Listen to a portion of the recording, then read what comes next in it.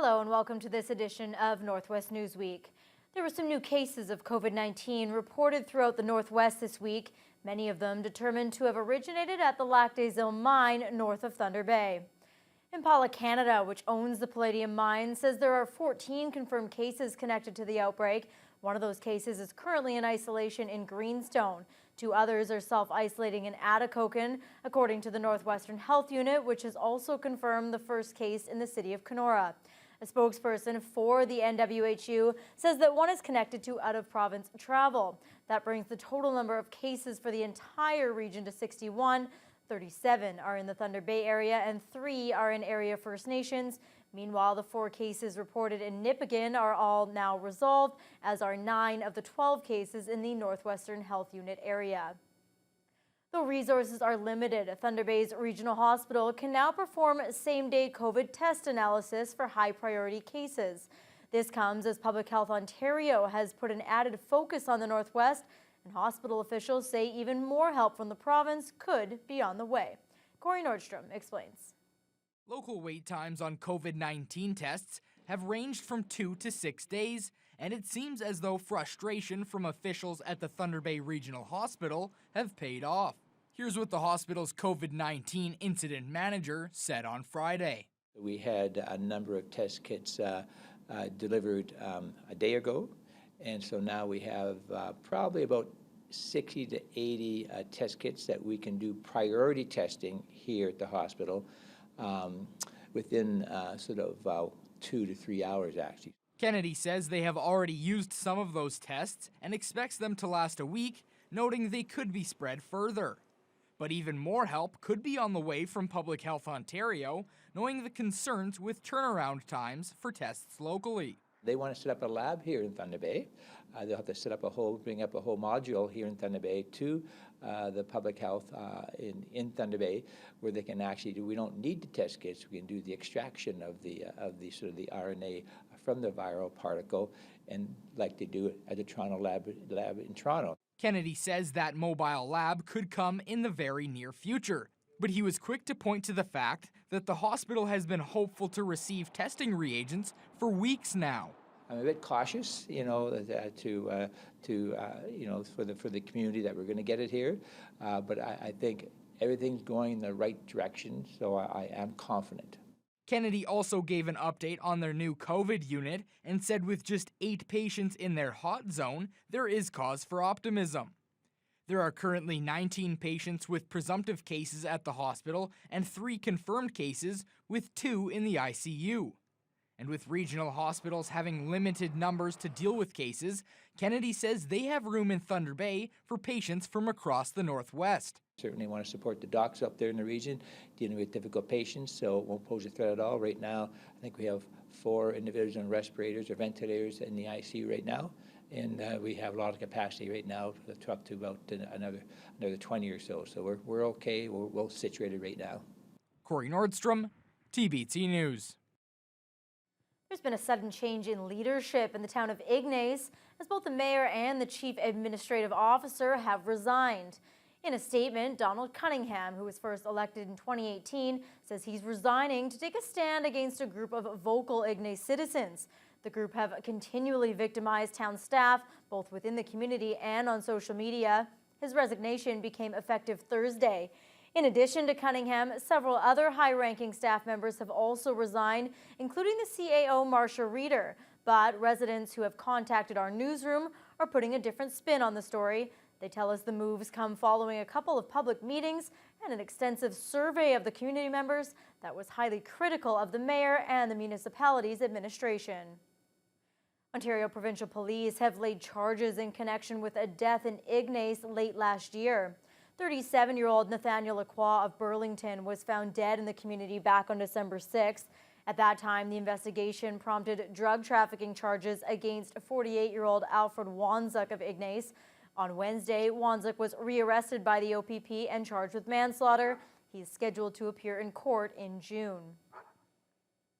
A crash on Highway 17 Tuesday near the Manitouwadge turnoff has claimed the life of one person. OPP say a westbound tractor trailer collided with an eastbound pickup truck. The lone occupant of the pickup truck, a 44-year-old from the Sudbury area, was pronounced dead at the scene. The highway was closed for 9 hours, and the OPP are continuing the investigation. And a 26-year-old man is dead following a fatal motor vehicle collision on Highway 105 south of Ear Falls. The incident occurred Wednesday when a southbound van left the roadway and struck several trees. The lone occupant of the van, Brian Marciniuk from Kenora, was pronounced dead at the scene. He was a firefighter for the Clearwater Fire Department and a medical first responder. The cause of the collision is still under investigation. An Edmonton councillor who was the first confirmed positive COVID-19 case in a Northwestern Ontario First Nation says more needs to be done to keep the virus from spreading through vulnerable communities like his. Andrew Yesno feels fine but has been self-isolating since he returned to the community from Thunder Bay late last month. That's where he believes he became infected, though that hasn't been confirmed. He received his positive test result on April 5th. Yesno says upper levels of government have stepped up cooperation recently, and materials for a temporary COVID-19 assessment center should be flown in soon, but initially the community was left to deal with the problem on its own. Edmonton has had to secure its own personal protective equipment for its health professionals, and Yesno says in his case, he doesn't believe outside health organizations, including the Thunder Bay District Health Unit, did timely contact tracing to determine if he put others at risk. A couple of days later, and they had never been contacted by the health unit or anybody. And the local contacts here were just the person who drove me and his girlfriend. And I told them to get tested, and they were turned around and told that they were low risk, and they weren't. And in fact, he was just tested yesterday. The health unit has previously stated it will not comment on individual cases. It looks like Thunder Bay isn't the only municipality in the Northwest not able to accept First Nation evacuees dealing with floods and forest fires. The president of the Northwestern Ontario Municipal Association says every town has had to shut the door during the COVID crisis, and she's looking to start a dialogue with First Nation partners and all levels of government to address the situation. Adam Riley reports. They just don't have the capacity right now to be a host. The president of the Northwestern Ontario Municipal Association is making it known that no municipalities in the Northwest are currently able to handle a sudden influx of evacuees should spring flooding or forest fires begin to impact First Nations communities in the far north. This is due to the COVID-19 pandemic, which is already taxing the resources of municipalities, according to Wendy Landry. She says facilities and amenities often required to handle evacuees for an extended stay are not readily available. We have skeleton staff on duty in our municipalities. None of our facilities are open. Our parks are not open, our libraries are not open, and our healthcare system is already being taxed, and we're, dealing with things to come yet. As a result, her organization has reached out to provincial, federal, and First Nations partners to create a plan that recognizes municipal limitations for when people need to leave their home communities. Landry understands this is a tough time for many. My own First Nation is on lockdown right now too, and we don't have to evacuate obviously because we're so close to a municipality, so we're not in that predicament, but there are many First Nations that are in the predicament that sees the evacuations happen year after year with regards to flooding and with regards to the forest fires. So we just are trying to be neighborly, we're trying to be good friends, and we want to make sure that we are at the table having the conversations. Some of the recommendations being made by NOMA include expanding additional host communities that can house military bases, both fixed or temporary housing, and facilities set up inside of serviced provincial parks. Adam Riley, TBT News. It's been 3 weeks since the province declared a state of emergency due to COVID-19, and since then, many businesses have been deemed essential or non-essential. The pandemic has also seen traffic volumes decrease, not just in cities and towns, but on area highways as well. That decrease is also causing some essential businesses in the region to either shut down or limit operations. In Terrace Bay, Drifter's Restaurant and the Esso Gas Bar are closed, but motel operations will remain for previously booked contractors. It's a similar situation in Nipigon with closed signs on businesses that are just getting ready for the summer tourism season. Mayor Richard Harvey says business for the next little while is going to be tough. This is hurting, especially a lot of the smaller businesses, and there are businesses that have had to close down temporarily. And we have to realize that there isn't protection for this type of stuff. Our business owners, and that's why we always say shop local, because we want to make sure we have these local businesses. And these people are, they really are working hard, but they're feeling the crunch. The mayor of Rainy River is hoping the current COVID-19 pandemic won't have an effect on construction of a key piece of infrastructure near her community. Construction on the $39 million project has been ongoing for over 2 years, and a lot of work has been completed already. According to a Minnesota Department of Transportation website, as of December 4th, 2019, both piers have completed construction, and the girders on the first 3 spans of the American side have been set, with the remaining 2 being completed once spring sets in. Rainy River Mayor Deb Ewald says she'll be happy to see the project hopefully finished this year. It'll be nice to get it done. Like it'll be a different style of a bridge. I think it'll be a good thing in the long run. They're still, as far as I know, forecasting that it'll be open later this fall. So hopefully this COVID-19 stuff won't affect that. We'll have to just wait and see on that one. The joint U.S.-Canadian project was initiated after state inspectors identified the Baudette-Rainy River crossing as a priority after a bridge collapse in Minneapolis killed 13 people and injured 100 back in 2007. When we come back, 2 regions' social services boards roll out changes during the COVID-19 pandemic.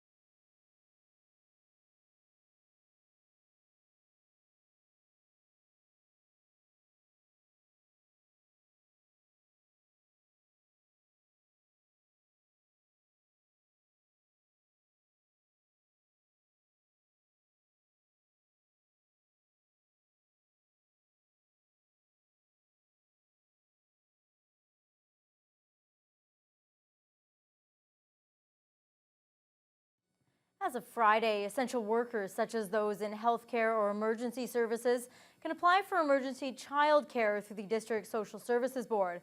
That's one of a number of initiatives being offered by the DSAB as part of its pandemic response.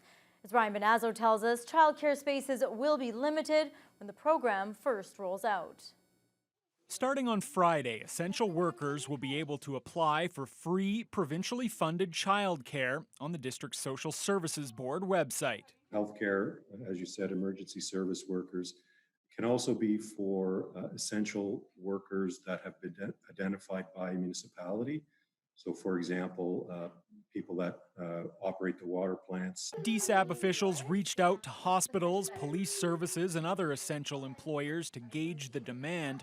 400 people said they'd be interested, but so far only 3 child care centers have committed to help, 2 in Thunder Bay and 1 in Geraldton. So it's possible not everyone who applies will get a spot. We will be doing some prioritization based on extreme need first before we enter in. I think that we will be starting small, so spaces will be limited. If all 400 people who've identified that they would like to take advantage of this actually make application, we won't have enough space for all 400.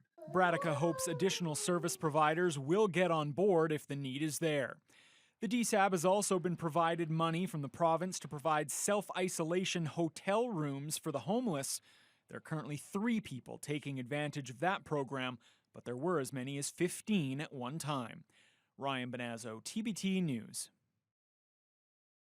The Kenora District Services Board runs many key services for the Rainy River and Kenora districts, but due to COVID-19, some of those services are subject to some change. Adam Riley reports. We know that we'll need all hands on deck, and we can't afford to have one outbreak in one building and then for us to be down. COVID-19 is changing how operations at the Kenora District Services Board offices are carried out. CAO Henry Wall says the agency has spent the last few weeks preparing itself, including having staff work from home and limiting the amount of clients in the office. As well, recent closures have him anticipating an uptick in clientele. With businesses closing, with families being laid off, with schools closing, childcare programs being closed, that it's going to hit families hard financially. And so in the coming weeks, we anticipate that it's going to be a significant increase for us in our workload to support families during this really difficult time. The KDSB operates several key services in the region, including land ambulance, children's programming, housing, and Ontario Works. Wall says paramedics will soon be conducting COVID-19 field tests, which will help ease the burden on assessment centres, and in collaboration with the province, 7 emergency childcare programs across the district will soon be opening their doors. The agency also runs several seniors' residences in the Kenora district, and Wall says while it may be emotionally difficult at this time, he is asking families of residents to stay away and avoid contact, calling it a matter of life or death. We support over 510 seniors with affordable housing across the region, and we cannot take the risk where we get an outbreak in one of our seniors' buildings. It's going to be devastating. The virus is also causing some changes to ongoing projects, one of which being the planned new land ambulance facility. The former Moose Hall has been demolished and the property has been cleared, but Wall says some extensions are being made on the request for proposal to help companies coping with COVID-19. But that isn't the only ongoing project in Dryden.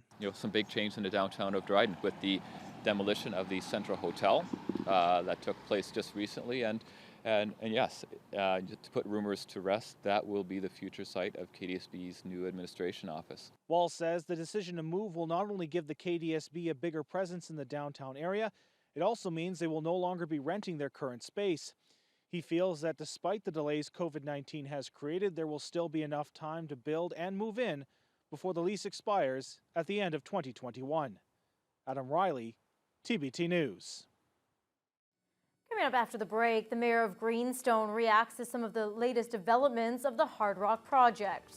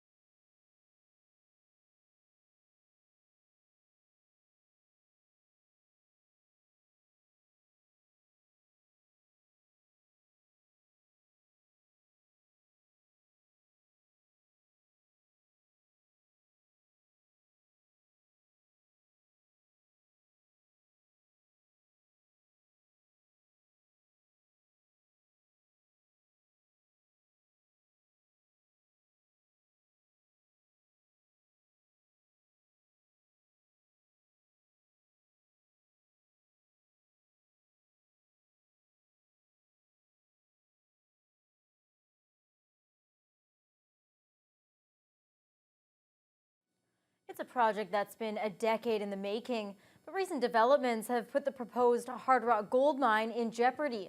Late last year, the two companies that make up the partnership of Greenstone Gold began a legal battle over a feasibility study. Then last month, one partner offered to buy the other partner out, but that offer was rejected. Adam Riley reports. This is like the project is ready to go. We're ready to go. And yet now we get this stumbling block that comes in.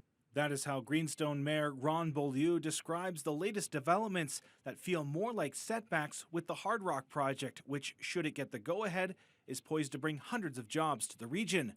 Beaulieu says over the last 2 years, many environmental assessments have been approved, and both the municipality and residents have gone through great efforts to help facilitate the project. Think about the people that invested their lives here, that have moved out, that displaced themselves. We have all along worked with the company, and now we're not collecting taxes, or barely collecting taxes on these 60 homes because they're empty, so you're allowed to get, it's not the same. We have businesses that have closed that we don't collect taxes on. So as an impact to our community, as much as it's going to be a great project, it's very disappointing at this time. Greenstone Gold Mines is made up of a 50-50 partnership between Centerra Gold and Premier Gold Mines. In December, Centerra filed a statement of claim seeking a declaration that the 2019 Hard Rock project update submitted by Greenstone Gold should not be considered a feasibility study, as defined in the partnership agreement. Then in late March, Premier offered to buy out Centerra's interest for $205 million American, to which Centerra declined. Beaulieu says he doesn't understand how both companies who sit on the Greenstone Gold board don't know exactly what is going on. I just don't comprehend that side of the business, because I am in business, and if I am in business with those kind of monies invested, I would hope that I know exactly what I got myself into and where I'm going to come out with this.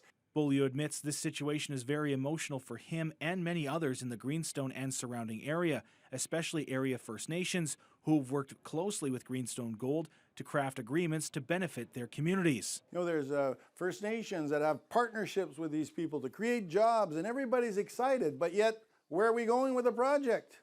Like if we're going to go sit in the courtrooms, where are we going with this? And we're running out of time. We want to see it happen. Adam Riley, TBT News. The pulp mill in Terrace Bay is giving back to its region by donating $50,000 to a variety of frontline workers and charities. The donation will have impacts on many communities, including Terrace Bay, Schreiber, and Pays Plat. AV Terrace Bay will distribute the funds to the McCausland Hospital for personal protective equipment, the local Meals on Wheels program, and to the North Shore Harvest Cupboard. Since the COVID-19 outbreak, pulp, which is used for a variety of medical and cleaning supplies, has been going out the door just as quickly as the wood fiber has been coming in.